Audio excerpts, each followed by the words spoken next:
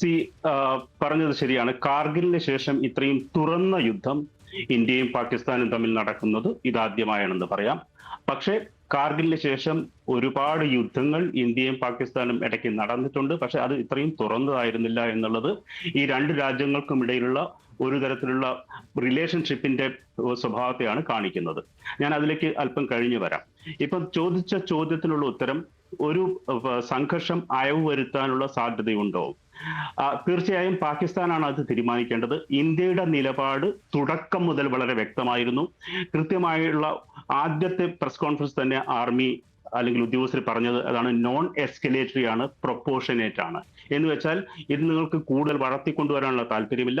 Proportionate എന്ന് പറഞ്ഞാൽ ആനുപാതികമായിരിക്കും. എന്താണോ നിങ്ങൾ ചെയ്യുന്നത് അതിന് ആനുപാതികമായി ഞങ്ങളുടെ ഭാഗത്തു നിന്നും പ്രതികരണം ഉണ്ടാവും. അങ്ങനെയുള്ള ഒരു ആനുപാതിക പ്രതികരണമായാണ് ഭീകരവാദ കേന്ദ്രങ്ങൾ ഇന്ത്യ തകർത്തത്. വളരെ കൃത്യമാണത്. കാരണം ഏപ്രിൽ 22 ഇന്നസെന്റ് ആയിട്ടുള്ള 26 പേരെ വെടിവെച്ച് കൊന്ന ഭീകരരെ അതേ നാണയത്തിൽ അവരുടെ കേന്ദ്രങ്ങളിൽ പോയി സിവിലിയൻസിനോ അല്ലെങ്കിൽ ആർമിക്കോ യാതൊരു കേടുപാടും തട്ടാതെ ഭീകരവാദ കേന്ദ്രങ്ങളെ മാത്രം തകർത്തുകൊണ്ട് ഇന്ത്യ ഒരു പ്രൊപ്പോർഷനേറ്റ് ആയിട്ടുള്ള ആനുപാതികമായിട്ടുള്ള തിരിച്ചടിയാണ് നൽകിയത്. പക്ഷേ ഇതിൽ നമ്മൾ കാണേണ്ട ഒരു സംഗതി എന്താണെന്ന് വെച്ചാൽ, പാകിസ്ഥാന് അതിന് മറുപടിയായി പറയണമെങ്കിൽ ഇന്ത്യയിലെ ഭീകരവാദ കേന്ദ്രങ്ങൾ ഉണ്ടാവണം. പാകിസ്ഥാന് വേണമെങ്കിൽ ഇന്ത്യയിലെ ഭീകരവാദ കേന്ദ്രങ്ങൾ തകർക്കാം. പക്ഷേ ഇന്ത്യയിൽ അത്തരത്തിലുള്ള ഭീകരവാദ കേന്ദ്രങ്ങൾ ഓപ്പറേറ്റ് ചെയ്യുന്നില്ല. അവിടെയാണ് പാകിസ്ഥാന്റെ പ്രതിസന്ധി തുടങ്ങുന്നത്.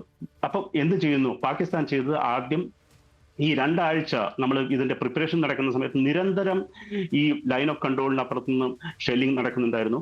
ജമ്മു, പൂഞ്ച്, ശ്രീനഗർ, മൊത്തം കാശ്മീർ മേഖലയിലെല്ലാം ഒരുപാട് ഷെല്ലിങ്സും ബാക്കിയുള്ള ആക്രമണങ്ങളും നടക്കുന്നുണ്ടായിരുന്നു സിവിലിയൻസിനെതിരെ.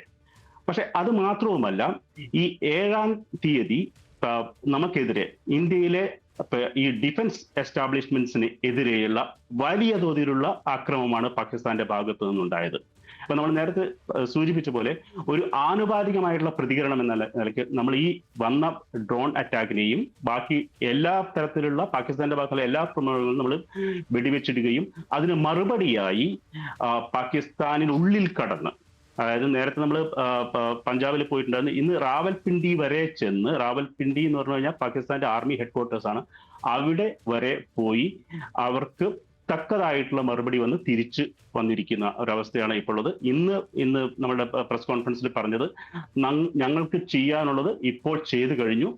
പാകിസ്ഥാൻ ഈ ഭാഷ മനസ്സിലാവുന്നെങ്കിൽ അവർ ഇവിടെ നിർത്തുകയാണെങ്കിൽ സംഗതികൾ നിൽക്കും.